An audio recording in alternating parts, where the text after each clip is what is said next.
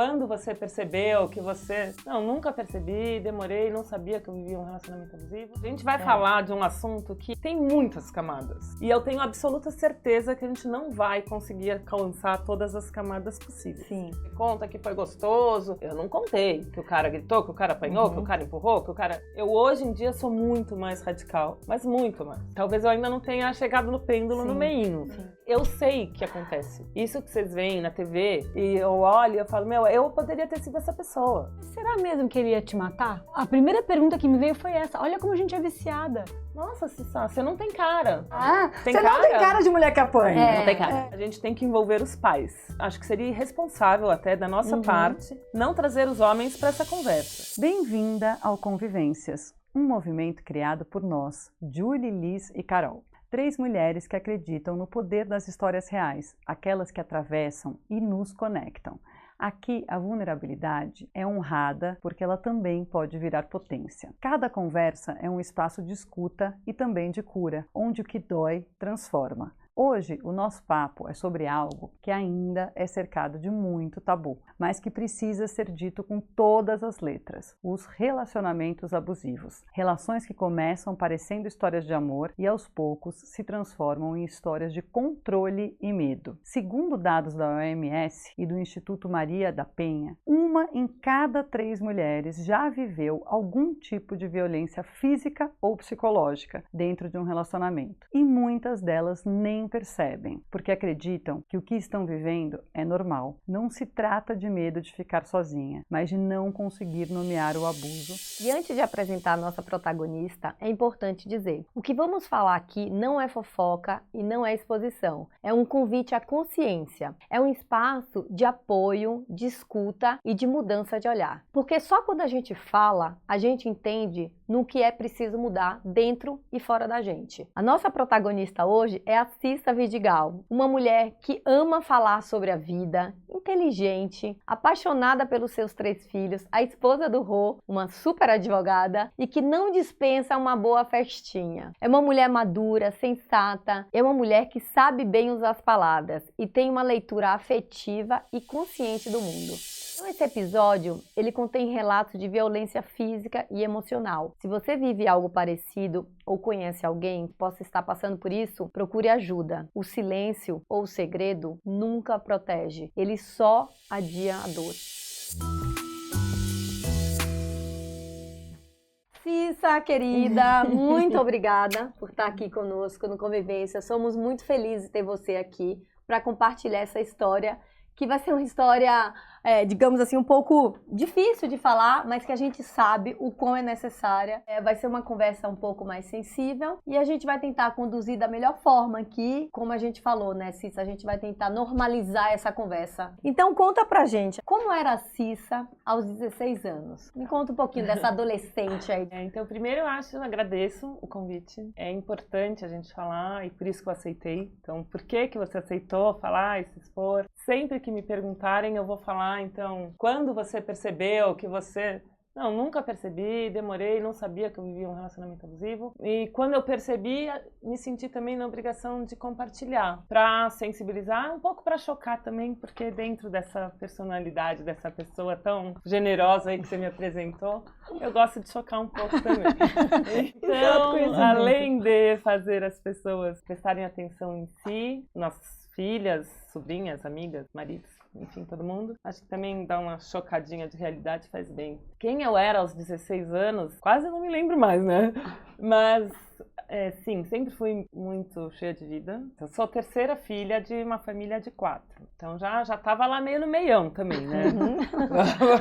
Tem uma dinâmica própria, famílias numerosas. Com uma mãe que casou e trouxe mais 3 filhos e um pai trouxe mais uma filha. Então somos muitos. E essa era a nossa dinâmica. Então também não tem aquele olhar de um filho único, por exemplo.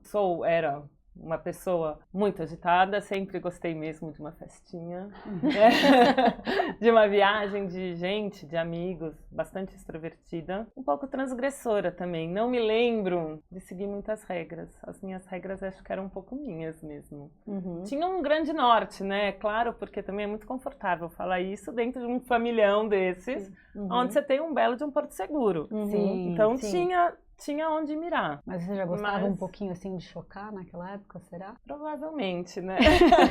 Talvez eu não declarasse. Talvez a gente não soubesse, Talvez né, a gente aos não 16. soubesse, mas assim, na minha casa eu fui a primeira que fez tatuagem, Sim. foi a primeira que não chegou na hora que a minha mãe marcava, dormi pra fora. Me fala uma coisa, e o que te fez você com 16 anos se relacionar com um cara 6 anos mais velho? O que te te atraiu? atraiu?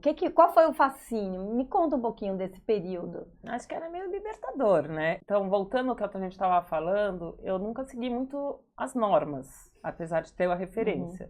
Eu ia fazendo meu ritmo, aonde eu achava que dava pra ir, aonde dava pra testar e tal. Esse relacionamento foi um pouco disso também.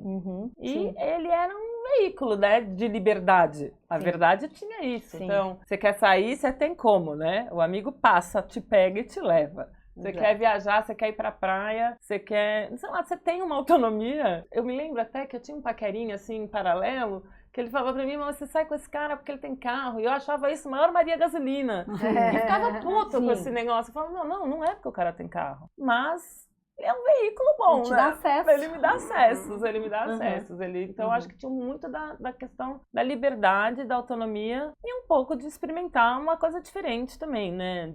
Tinha um empoderamento, assim, Sem sabe? dúvida, sem dúvida. Tinha um poder mesmo. Conquistei um cara mais Tinha um velho. poder, eu conquistei um cara mais velho, tinha um poder na turma, tinha um poder nas amigas, tinha uma coisa assim. Ele leva, ele pega, ele paga. Mas é que não é dinheiro. Não, É, não, é autonomia. Mas é o que te é autonomia. possibilita, na É. verdade, né? Te É. possibilita é uma acelerada ali, sabe? uma vida mais rica no sentido de tenho mais possibilidades É. do que outras pessoas da minha idade. Você, por si sim, só, né? com 16 anos, não ia poder ir e voltar a hora que quisesse. Agora, não você teria. não sabe isso quando você tá vivendo. Você, Sim, não- é você- importante. você vive e é gostoso, e é deslumbrante, e é energizante, mas você não sabe o que você tá fazendo mais. Você sabe hoje, aos 50. Só uma coisa que eu acho que vale a pena arrumar, assim, com relação às amigas, não é que a gente se sentia melhor e, tipo, botava banca. Pelo contrário, porque as minhas amigas sempre estiveram muito perto de mim e são as mesmas até hoje e não passaria sem. Mas eu acho que a gente trazia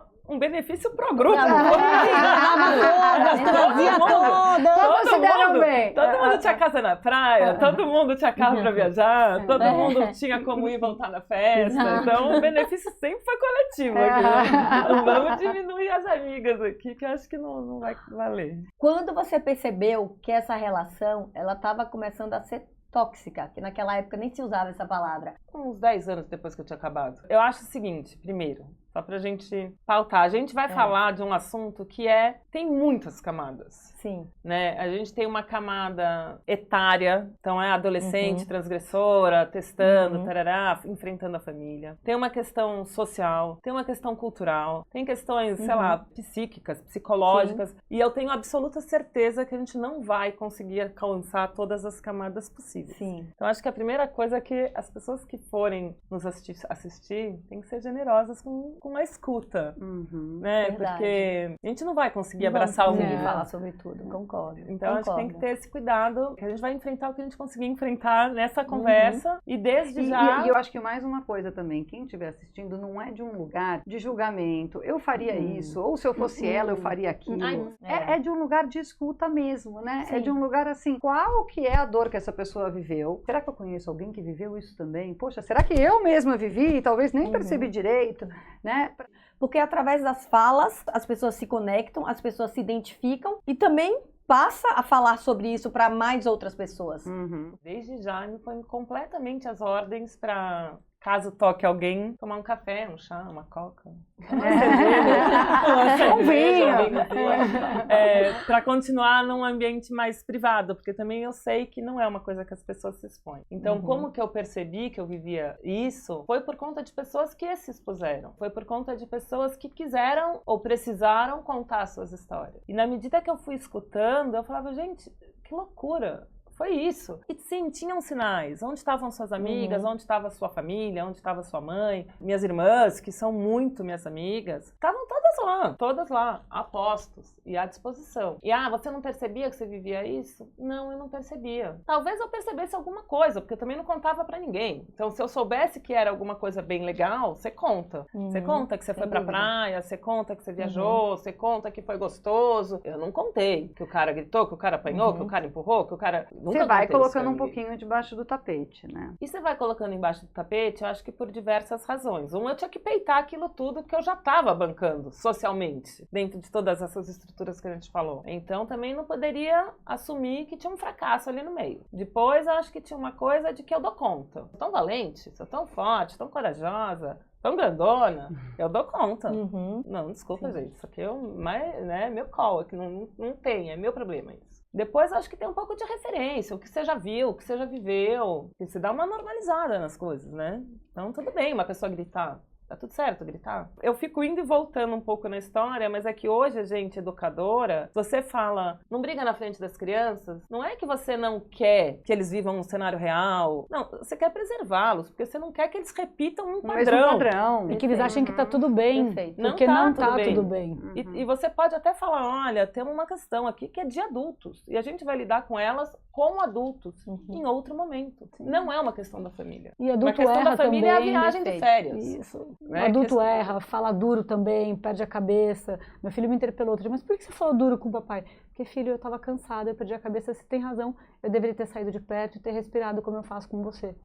Errei. Obrigada por porque isso não se me faz. dar esse toque, tô aprendendo com você. 7 anos. Toma essa. Você, na sua casa, você tinha padrões onde tinha muita briga, onde tinha muita gritaria, onde alguém chegou a bater em alguém? Você viveu um pouco disso para você normalizar o que você estava vivendo? Acho que sim, um pouco. O meu pai foi uma pessoa que a gente resgatou mais velho, já num segundo momento da vida. Ele foi bem ausente na nossa primeira infância, adolescência, ele já era separado, já tinha feito outras escolhas. Sim e não, né? Eu vi malcriação, vi ele gritar, mas ele não estava lá dentro todo dia. Mas eu vi a força que a minha mãe fez para superar tudo isso por nós. Então, talvez eu quisesse reproduzir aquela força. Sim. Talvez a minha referência que eu me agarrei possa ter sido errada, mas eu queria ser forte. Sim. Eu aguento. Eu também aguento. Você tá vendo, assim, até a imagem que me veio, assim, como é aprisionador, né? Você nunca poder ser vulnerável. Como é uma prisão você não poder falar, tá difícil, não tô dando conta. Por que, né, você tem que dar conta? Tipo, banquei, comprei a briga, não posso recuar, né? Na arte da guerra, também você sabe a hora de recuar. Exato. Mas eu acho que com essa idade, a gente tem tão pouca ferramenta, sabe? Pra gente pensar que a gente precisa ser forte. Então a gente vai no instinto quase, né? E também não era só drama, né, gente? Então no meio disso tudo, né? Também tinha coisa boa. Daí você sempre dá uma relevada, falar, ele gritou porque ele tava nervoso. Ele empurrou porque tem ciúme, gosta de mim. Você dá uma relativizada numa coisa que não deve. Eu hoje em dia sou muito mais radical, mas muito mais. Talvez eu ainda não tenha chegado no pêndulo no meinho.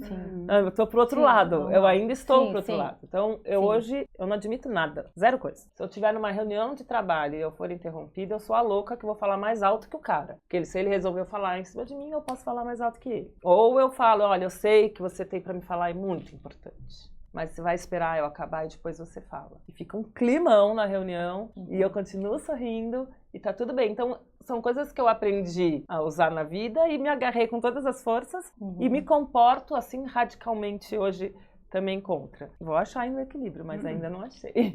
De alguma forma... é de ter aprendido a se impor, né? Acho que é se impor, mas é também saber que temos o nosso lugar. E ele deve ser respeitado. E a gente deve buscar, sim, a questão de equidade, de fala, de espaço, de respeito, de um olhar carinhoso. Somos de pessoas diferentes, temos estruturas diferentes no nosso corpo. Eu pontuo sempre que eu tiver oportunidade, seja na minha vida pessoal, familiar, amizade, o que for. Eu vou pontuar uma questão da mulher, do respeito e do nosso espaço. Que eu não soube fazer isso no passado. E pra gente pontuar um pouco algumas coisas do que aconteceu, dá alguns exemplos, porque assim, isso pode acontecer com as pessoas que estão aqui ouvindo agora nesse momento. Vou dar alguns exemplos do que eu passei e depois a gente pode falar de alguns sinais que eu acho que a gente pode observar em quem estiver perto da gente. São uns isolamentos emocionais, que eles são travestidos de diversão e de afeto, mas não são. Uma coisa de posse posse, de ter, de coisa. Sair com as minhas amigas. Ah, vou sair com as minhas amigas. Ah, que ótimo, divirta-se, seja feliz com as suas amigas. De repente a pessoa surge no bar que você tá. Querido, né? Fofo, não é fofo? Me ama muito, né? Veio. Ô, gato, eu vim te buscar. Eu falei, meu, como você vem me buscar? Tô com as minhas amigas. Só que tá todo mundo feliz que o cara chegou, porque o cara chega, porque o cara senta, porque o cara toma uma junto com você. Nossa, eu queria ter um cara assim, muito legal. né? Ele veio me Poxa, pegar, eu não preciso voltar de carona, não preciso voltar de táxi, não preciso passar perrengue, não tinha Uber, né, gente? Total. Nem celular sim. tampouco. Então, que máximo, você passou, vai me levar pra casa. Então, uma vez pode ser querido, 2, 3, 4, 5 é bastante invasivo. Então, começam umas formas de controle. Toda vez que ele passava pra te pegar no bar, era sempre igual ou ele ia subindo o tom? Não, e por isso que é confuso. Porque havia um conforto social ali. Não tinha uma coisa de, puta, esse cara ele tá entrando na nossa roda. Não, ele entra na nossa roda e paga uma geral pra todo mundo. O cara é divertido. Tinha talvez um ou outro amigo que ele tivesse algum ciúme, alguma coisa mais que você via, que era mais ríspido. Mas que isso daí acho que poderia acontecer mesmo. Mas ou você chega em casa, ele tava na porta da minha casa me esperando. Eu saí à noite, fui na casa, sei lá, fui jantar com meu pai, voltava, tinha um homem parado na porta. Onde você foi jantar com seu pai, É. não foi pra balada. É, porque também, não foi também, sim, já aconteceu das duas coisas, mas houve essa vez, fui jantar com meu pai, cheguei, o cara tava na porta. Outra vez, então essas questões mais psicológicas, emocionais. Ele tava É um na abuso porta, psicológico. ele tava na de porta da sua controle, né? casa, ele te abria os braços, sorria e te recebia mega bem. Vem só pra Nem dar um eu, nem beijo. ele, porque eu já ficava furiosa daquela pessoa tá ali. Nem eu, nem ele. Então eu chegava, às vezes eu até desprezava mesmo. Tipo, Então o que você ele tá fazendo aqui, sabia- eu entrava. Então ele sabia que te incomodava. Claro que sabia. Sim, não, porque às vezes ele pode pensar, Mas nossa, também... eu tô fazendo uma surpresa que querida pra ela. Não, surpresa nenhuma. Eu já aprendi com a minha avó, quem faz surpresa acaba se surpreendendo, né? Não faça isso. Não era legal.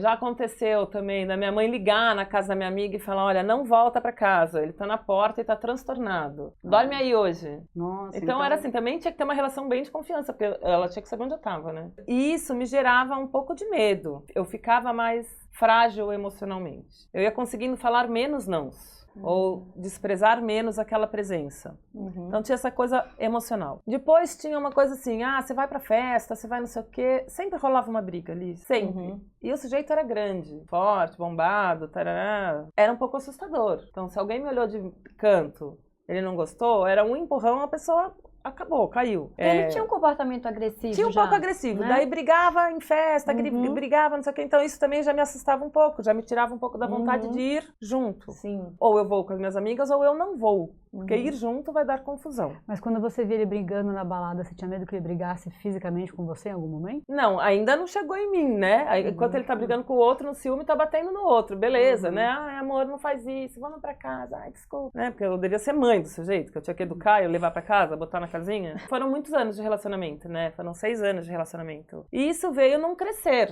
Não começou assim. Foi escalando. Quer Eu dizer, acho que você... como é que você permitiu? Não, gente, eu não comecei apanhando. Eu comecei com um cara que gostava de mim e me protegia. Eu comecei com um cara que teve um ciúminho que talvez eu até tenha dado mole mesmo. Ou do tipo, nossa, como ele me ama. Ou como ele me ama. E daí isso vai num crescer. E de repente a coisa passou pro físico. Você chegou a chegar, tipo, roxa em casa e alguém vê e achou... Eu Você já me teve machuquei, alguma- já inventei acidente pra dizer que eu tinha me machucado e eu não podia dizer. Então tinha uma coisa física de no dia seguinte o cara chegar, me abraçar, me botar aqui, tá tudo bem, né? Tá tudo bem. Então olha pros outros, tá tudo bem. E o que eu tô machucada é de um acidente. E teve uma situação que eu acho que foi a pior de todas. Por isso que eu acho que é uma coisa de a conversa... Não é uma conversa para ser interessante ou para ser uma fofoca, mas para dizer que acontece, gente. Foi um dia que eu achei que eu pudesse morrer. Os pais da pessoa viajaram. Então a gente foi para casa dele no apartamento, né, da família. Fiquei lá no final de semana. Só para dizer que não tinha absolutamente nada fora do lugar. Não tava na rua, não bebi, não tinha roupa errada. Não tinha ninguém olhando pra Não tinha você, ninguém você olhando não pra deu mim, mole não pra tinha ninguém. nenhuma situação. Era uma conversinha assim, hipotética de futuro. Mas vai ser assim, não vai ser assim? Não quero ter filho, quero ter filho. Uma coisa bem idiota. Que foi um gatilho que eu até hoje não consigo dizer o que aconteceu. Que o cara ficou muito bravo comigo. Mas muito bravo. E me bateu muito. Muito. ao ponto que eu fingi que eu desmaiei, porque eu falei, eu vou morrer nesse momento. E apaguei lá, achando, né, também que eu apaguei. E ele ficou muito assustado e saiu do quarto, acho que pra pegar água, pra pegar qualquer coisa. E eu tranquei a porta. No que eu tranquei a porta, ele, com aquele tamanho grande, forte, derrubou a porta. Nossa. No braço. Pá, pá, pá, derrubou. Pum. Aí foi aqueles corres de desenho animado, vem um pelo lado, um pelo outro, cama, pula, parará, saí, consegui sair do apartamento. Desci os 12 andares do prédio pela escada e fui lá, salva pela Maria, que era a zeladora do prédio. Uau. Entrei na casa da Maria. E não morri por isso. E eu seria estatística hoje. Dessas que, então, eu sei que acontece. Isso que vocês veem na TV, e eu olho e eu falo, meu, eu poderia ter sido essa pessoa. E ainda quando eu conversei, a gente conversou um pouco antes, eu falei, meu, acho que tem que ser trazer uma situação que nem eu mais duvide de que ela aconteceu. Porque a porta caiu. Literalmente, né? Não tem como relativizar. Não dá pra dizer que foi pouco. Não dá pra dizer que não, ele não, Será porque que ele não arrancou seu cabelo. Ou será que ele quis fazer isso? Será né? mesmo que ele arrancou mesmo que ele chumaço Mas do você meu sabia, cabelo? você sabia que a minha pergunta é assim, mas será mesmo que ele ia te matar? A primeira pergunta que me veio foi essa. Olha como a gente é viciada. Tipo, a Maria me salvou, mas eu ia dizer, mas será mesmo que ele ia te matar? Agora, Pouco importa Não, ele ia. a resposta. Ele ia, não porque ele quisesse me matar, mas porque eu acho que na hora que você tá ali, Transtornado. você não sabe, você não sabe. Você já errou lá no primeiro grito. Mas na hora que você tá socando uma mulher muito menor, muito mais fraca, muito na mais... verdade. Você já perdeu totalmente o controle, gente. A gente viu uma história muito recente da médica de Santos, que tomou 60 socos de um cara também fortinho de academia. Um idiota. Tanto quanto. Então, ele não queria fazer isso. Cara, fez. Cissa, e quando ele fazia essas coisas, fora esse absurdo, mas antes disso, ao longo do processo, ele chegava assim a falar, nossa, Cissa, tô arrependido. Nossa, eu sei que eu exagerei. Alguma coisa acontecia nesse Não sentido? vou fazer mais. Sim, eu não terminei com ele, tá? Nesse momento. Você não terminou com ele? Ou se eu terminei, eu voltei. E aí, não foi o fim do relacionamento. E aí, o que aconteceu depois desse dia? Vocês tiveram uma conversa? A gente sempre tinha. E era uma conversa meio cíclica. Não foi legal, passou da conta, puta desculpa, viajei, fiquei nervoso, você sabe como eu sou. Desculpa aí, flor. Mas aí eu queria saber uma coisa, tá bom? E era isso. Quando Gente, você chegava foi em casa, isso. aí você vai, abre a porta de casa, encontra sua irmã, encontra sua mãe. Minha irmã dormia encontra no uma quarto amiga. comigo. E aí? E nesse momento? Fingia que nada aconteceu. Por que você não chegou pra sua irmã e Não contou? Isso você não lembra. O que será que eu não passava sei. na sua cabeça? Eu não sei. Acho que eu não queria expor o cara, acho que eu gostava dele também, então tinha essa confusão de sentimento. Eu não sei por que eu não falava. Mas acho que eu tinha medo de expô-lo, e aí alguém não gostar dele, ou gostar menos, ou me proibirem de sair com ele. Eu realmente não sei, Liz, por que não? Por que eu não falei? Porque não eu tenho sei. uma amiga minha que mora nos Estados Unidos e a filha dela teve o mesmo problema. E elas são super próximas, super próximas. E depois de um ano, a filha veio contar pra ela. E a mãe perguntou, por que você não me falou antes? Sabe o que ela respondeu? Porque eu tinha vergonha de te decepcionar. Bom. Então, assim, mas isso já foi uma coisa elaborada dentro dela.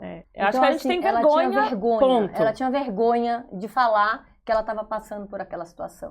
Eu acho que tem uma questão de De vergonha, ter se sim. colocado naquela situação, de ter permitido que aquilo acontecesse, como se ela tivesse o poder sozinha de resolver Exato. aquilo. É como se ela fosse responsável. Exatamente Exato. isso. Ela é zero Exato, responsável, ela é exato, vítima. exato. Só que a gente veio de uma sociedade que coloca a mulher num lugar de que ela é responsável por esse resultado. Então, hoje menos, mas a gente já ouviu muitas vezes que roupa que ela tá usando. Mas ela tava com decote, mas ela tava de mini saia, ela pediu. Mas ela bebeu tanto assim, ela não viu que o cara pegou ela, tava tão bêbada assim. Hoje eu acho que a gente ainda, obviamente acontece isso demais todos os dias, mas pelo menos a gente se permite a falar, não fala bobagem. Né? Não, a e gente pelo se permite, menos assim, as mulheres tendem, pelo menos cada vez mais, a se apoiar. Porque antes as próprias mulheres também falavam, mas aquela lá é mulher fácil, mas aquela lá faz... Então a própria mulher julgava a outra mulher também, né? Então eu acho que esse lugar da vergonha, de se sentir um pouco responsável e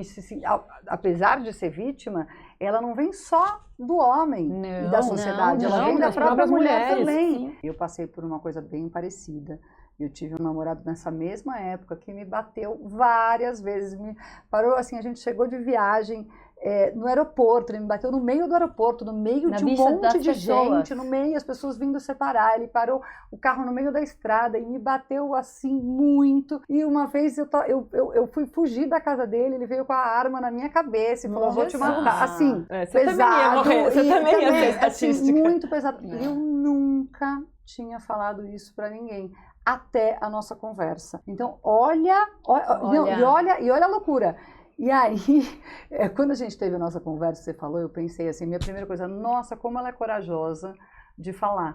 Porque é uma coisa que eu vivi e nunca tive coragem de falar exatamente porque eu tinha muita vergonha. Eu sonhei, meninas, vocês não vão acreditar, eu sonhei que eu fui falar pro Davi, meu marido, porque eu nunca tinha falado pra ele, e eu não conseguia, minha palavra não saía, fiquei sem voz, eu não conseguia falar. Mas eu tô com uma na garganta agora. Eu também. E assim, foi muito forte, assim, eu acordei com isso, já valeu. Assim, sabe? A conversa já valeu. Alguém já curou. Foi tão legal a forma como você fala assim, cara, eu tenho que falar e eu tenho que ajudar as outras mulheres, porque tanta gente passa por isso que eu não posso ficar calada. E eu pensei, gente, eu passei por isso, e eu que acredito tanto na coisa do convivência, e acredito tanto em poder falar das vulnerabilidades, nunca falei. Me curar através da conversa, da fala. Então eu acho que é muito sobre isso.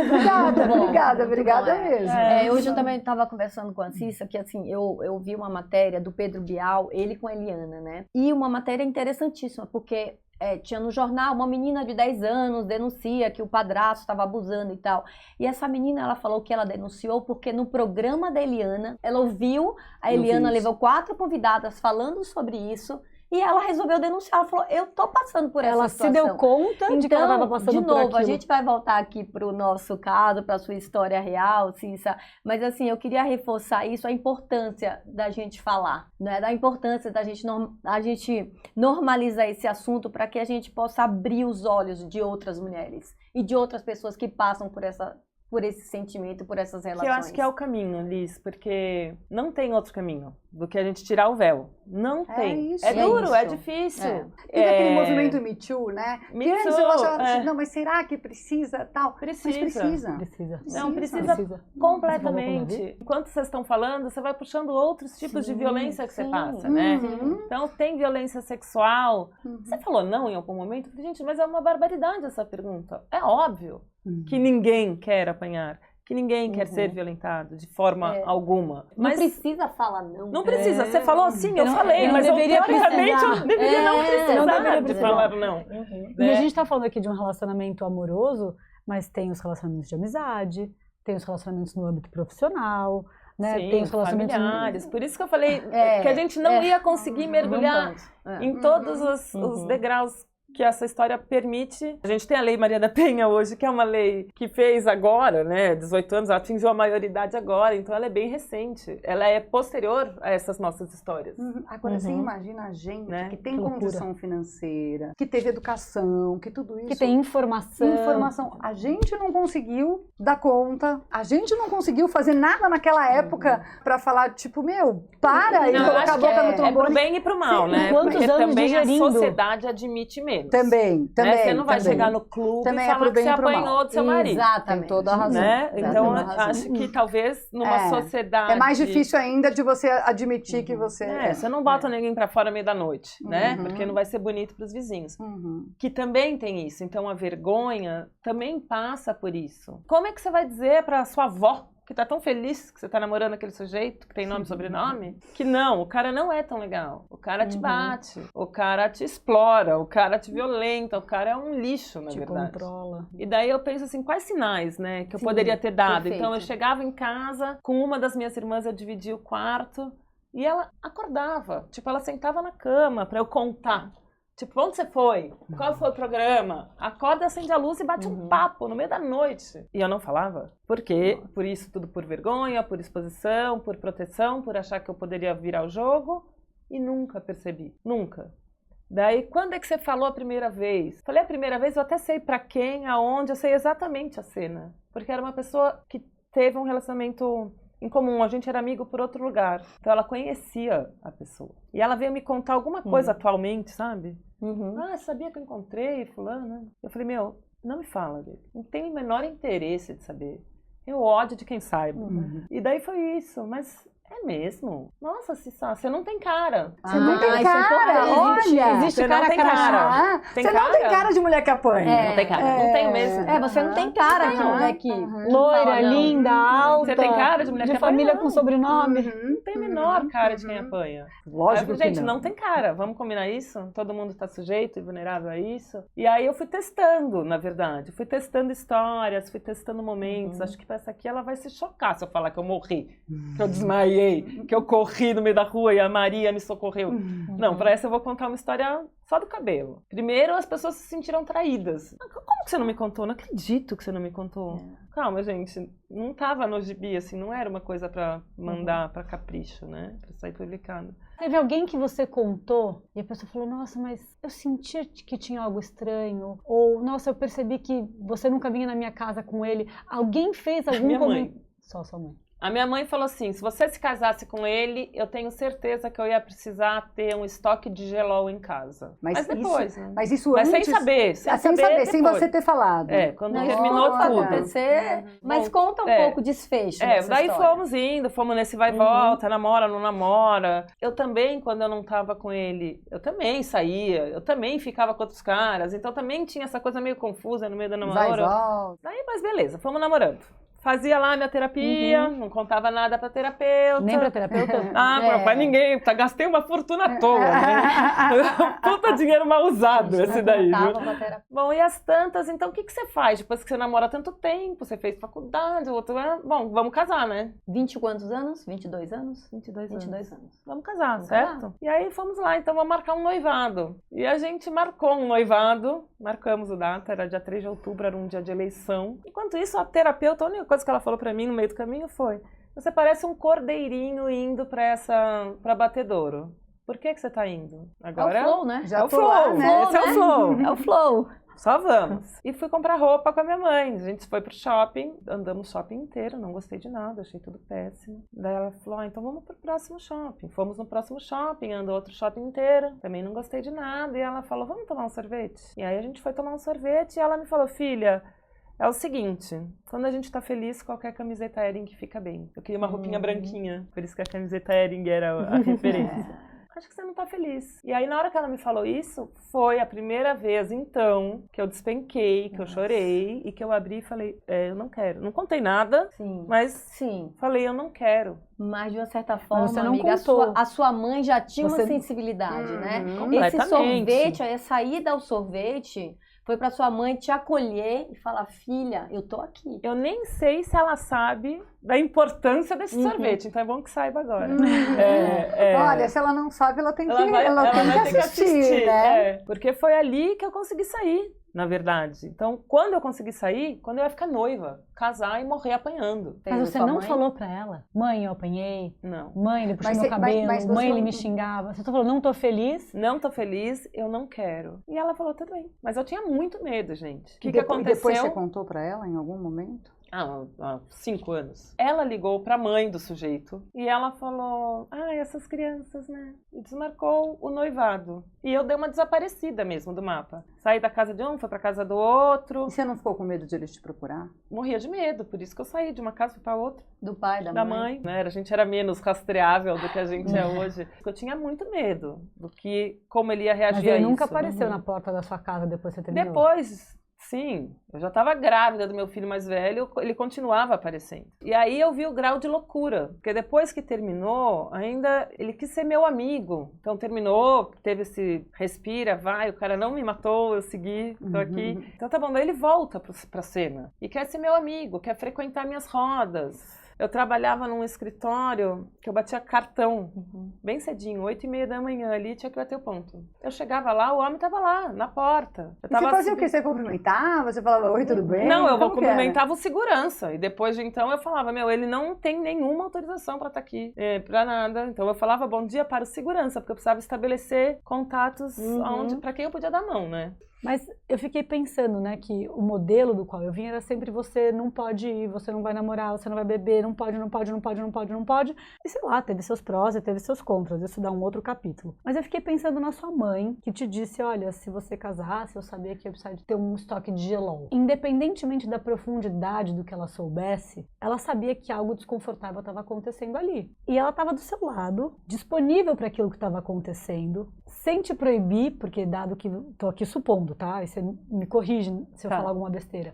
Mas se ela tivesse dito, você não vai namorar, dado que você era transgressora, você ia achar um jeito de estar com o cara, entende? E aí talvez ela não pudesse ter ido com você comprar roupa e tomar o sorvete e na hora de botar pra quebrar, ligar pra moça e falar assim, escuta aqui, tira o seu filho de perto da minha filha, entende? Porque na hora decisiva ela tava lá. Porque de alguma forma ela não te proibiu e não te distanciou. Cara, que força! Eu acho que ela foi muito que valente. Força! Ela foi muito Meu valente Deus do por céu. administrar a emoção dela. E todas aqui somos mães, a gente sabe que a gente é bicho, né? Com nossos filhos. Eu acho heróico o que ela fez, de saber olhar aquilo, de falar qual era a barreira que ela poderia colocar, o que seria transponível e o que seria intransponível. No momento que ela me proibisse ou que ela me tirasse daquela relação, ela me perdia. E não o cara. Então ela foi pela beirada o tempo que ela pôde ir. Eu acho mais, porque naquele momento a gente não tinha a melhor relação de mãe e filha. Então, mesmo assim, ela aguentava a filha mal criada, dava bronca, dava de castigo, fazia o que estava ali no alcance dela, mas sem me perder. E ela soube aproveitar exatamente o momento. A hora exata, cirúrgica. Pra te aproximar mais. Pra falar, bom, sabe tudo aquilo? Então, tô nem aí. E tá aqui, mãozinha. Bora. Vamos, mamãe cuida, né? Obrigada. Ô, Cissa, e agora eu vou te fazer uma provocação aqui, amiga. Você, como advogada, passou por toda essa situação. Em nenhum momento te passou, eu vou trazer essa história de volta, processar essa pessoa? Não, porque nem na minha vida como advogada eu olhava pra isso, né, Liz? Eu já era advogada há muito tempo, quando isso ficou organizado pra mim como um relacionamento violento, abusivo. Acho que até tem uma questão de tempos e que nem daria mais certo, mas vamos supor que não.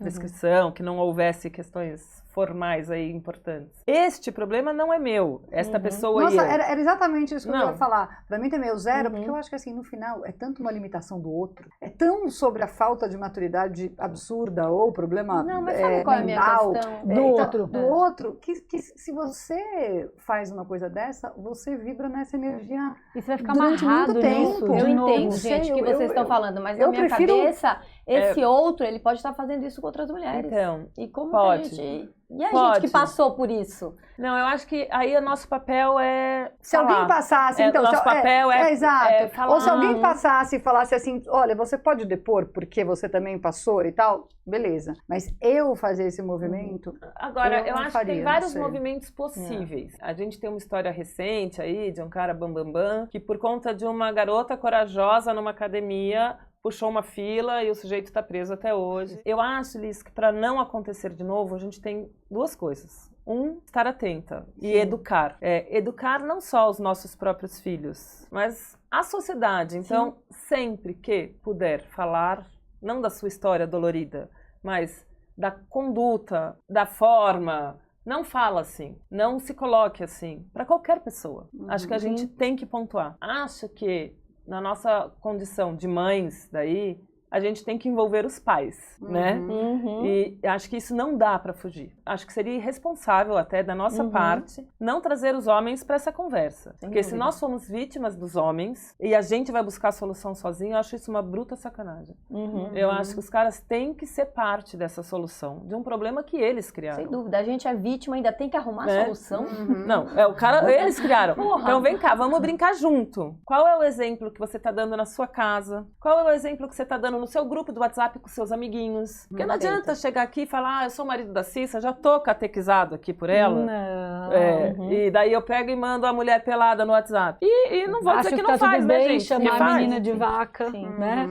Acha que tá tudo bem, fala, olha a roupa curta daquela ali, acha que tá tudo bem dispensar outra funcionária quando volta da licença maternidade, porque não vai poder render tanto, não é mesmo? Isso. Ou até mesmo chamar a atenção do amigo quando num grupo de WhatsApp faz um comentário totalmente machista, misógino, exatamente. Então, chama atenção, não, isso não é um problema meu. Então, eu acho que os homens têm que não, ser e às vezes o pai acha até gente. bonito, né? Muitas vezes, mas meu filho é machão, mas meu filho é pegador, meu filho, né? Isso Coitada da acontece criança, muito, tem 7 né? anos de idade e o pai já tá querendo que ele seja o macho alfa do século passado. Então, eu acho que sim, acho que a gente tem que ter uma conversa aberta nas casas, nas famílias e nas rodas de amigos. Sim. Acho que é um caminho para que diminua e que não aconteçam outras vítimas por aí. A gente tem que ter menos pudor também de nos colocar, de nos posicionar, porque a gente fica com, será que eu posso falar?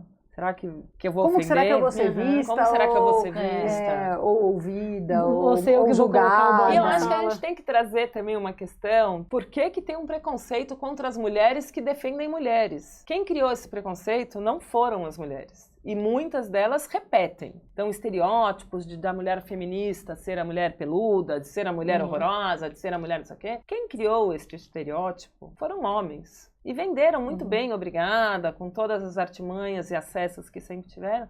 E foi comprado não só por outros homens, mas também por mulheres. Então, acho que a gente também tem que desconstruir um pouco formatos que não nos cabem. E a gente não pode aceitar a roupinha que nos dão, né? Não é a saia curta, a saia longa, não, é o que eu quiser, é como eu quiser, é a hora que eu quiser. E se a gente não se reunir, não se unir, não trocar essa experiência e não se pôr à disposição, não vai mudar. E aí vem, então traz o pai, traz o filho, traz todo mundo. Então a nossa formação de educadoras de meninos, não admite, não pode, faça isso. Não importa, no momento, filho, eu não estou me importando com o que você está achando, eu estou me importando com o que a moça está achando. Você vai ligar, você vai ter presente. E eu acho que é um pouco disso. Meu filho vai brincar dentro do que está ao nosso alcance. Sim. Se todo mundo fizer um pouquinho do que está ao seu alcance, a gente dá um... Varre a sua própria calçada. Varre a sua calçada, exato. Boa essa. E se você tiver que pensar assim, você tem algum grande arrependimento? Assim, se eu soubesse o que eu sei, eu teria feito muito diferente. O que você tem, assim? Eu tenho um grande arrependimento de ter ficado tanto tempo nisso. Na época, de não ter denunciado. Porque hoje, trazer isso pra minha vida hoje, não, obrigada, não quero. Mas se eu tivesse esse grau de clareza que eu tenho hoje, naquela época, eu teria ido na polícia. Eu teria exposto, teria mesmo. Então, isso eu me arrependo da minha ignorância. E eu acho que a gente tem que olhar pra hoje, que um pouco misturando aqui os assuntos, mas o que eu faria, o que eu não faria, e arrependimentos talvez de não ter sido tão clara com relação a isso com os meus quando eram menores. O meu filho mais velho tem 21, a minha filha tem 19 e eu tenho uma caçula de 11. A caçula de 11, gente, coitadinha, piqueteira já, né? Não tem jeito. Os outros, eu trouxe esse assunto quando eles já eram um pouco mais velhos. Também, eu tenho que poupá-los. Não, eu vou falar numa linguagem que criança entende, mas eu não preciso poupar. Eu acho que as conversas teriam sido não numa voz baixa. Uma voz normal.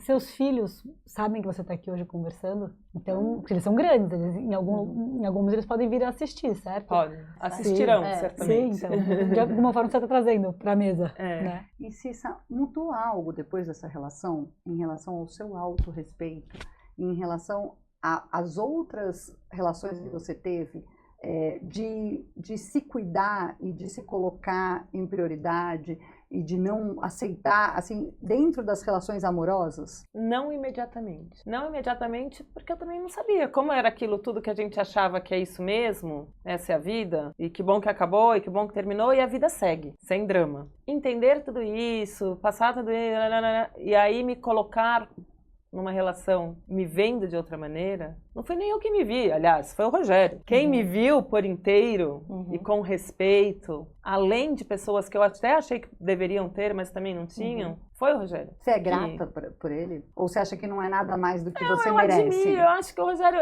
eu sou bem apaixonada por ele, na verdade. Eu acho que ele tem diversas qualidades, e essa foi uma das que me encantou, óbvio. Eu também passei uma relação, óbvio, não tão violenta assim, mas relações abusivas do tipo, comigo você não vai sair com essa roupa. Ou então, não, vamos passar o carnaval na praia. Não, a gente não vai passar carnaval aqui em Salvador. Ou então, muitas vezes, nossa, você ri muito alto, você gosta de chamar a atenção das pessoas, né? Então, isso tudo é uma forma de controle. E eu conto isso para as meninas, né? Eu tenho a Júlia de 15 e a Lu de 17, e eu sempre contei isso, sempre, porque assim, obviamente, sempre não. Depois que eu também entendi que, então, eu também tive uma relação abusiva, talvez de uma escala um pouco menor, mas também eu era controlada por um cara que era bem mais velho do que eu. Então, assim, quando eu converso isso com elas, é uma conversa natural já. Natural. E elas hoje, quando acontece na relação delas com as outras amigas e namorados, elas vêm pra mim contar, já assim, mãe, deixa eu te contar o que aconteceu. O que eu Fulano faço? de tal, tá. E aí, o que eu faço? Eu ligo pra ela, falo pra mãe dela, como que eu converso com ela? Elas já estão alertas sobre isso. Ela já tem um repertório, Ela já respeito tem um repertório. dentro daquilo que ela é já tem, possível entender. isso aqui tem alguma coisa errada, isso não é natural. A próxima geração aqui já está muito mais esperta, Legal. muito mais atenta, para que a gente não falar do será? Então, Será? será? Será? Não foi isso. Será Que história que- você vai contar? É Eu vou contar a isso. história que a porta caiu. Meu quer se eu vi a porta cair, não vou ter dúvida. Não, e essa não dá pra relativizar. Não dá. Não dá E eu pra acho que as relativizar. meninas de hoje, Liz, elas têm esse repertório, mas elas não estão livres de viverem uma relação. Não, mas não, sem dúvida. Sem dúvida. Não estão. Porque isso tá Elas vão posto. só saber, elas vão entrar, Sim, quer dizer, podem possivelmente. podem entrar numa relação assim, e elas vão ter mais força para sair, ou para Sim. identificar Não, mais como uma ferramenta. relação. Não, e vai ser mais É. fácil pedir ajuda, porque a pessoa do outro lado, teoricamente, já ouviu falar. Teoricamente, não vai dizer pra ela, mas será? Isso acontece? Mas você não tem cara.